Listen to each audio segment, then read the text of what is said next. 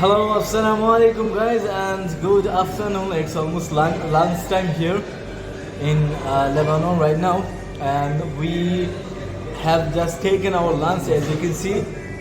So guys, আসলে আমরা হচ্ছে খুবই অভাগা প্রবাসী যেটাকে বলা হয়, যারা গাজার ডাকে সাড়া দিয়ে সারা বিশ্বে যেখানে আজকে ধর্মঘট পালন করতেছে, আমরা সেখানে কাজে ব্যস্ত।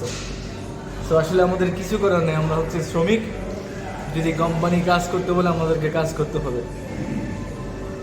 তো I hope that all of you are taking rest, and you guys are not going to work today, and you are supporting the Palestine and the Gaza. What is going on here, it's really ridiculous, it's really unbelievable, unacceptable.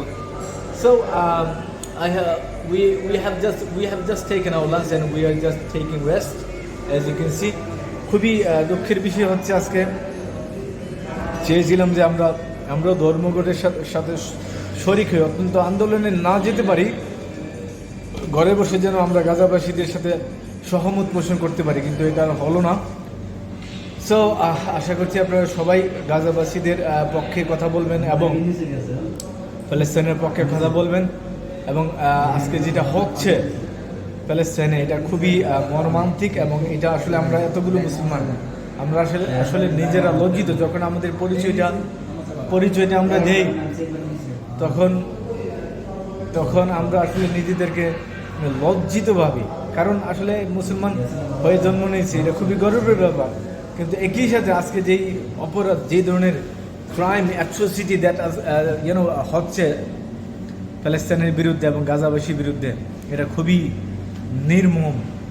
তারপরও আমরা মুসলমান যারা আছে, বিশেষ করে the leader of our Muslim country, they are still not saying anything, they are still quite.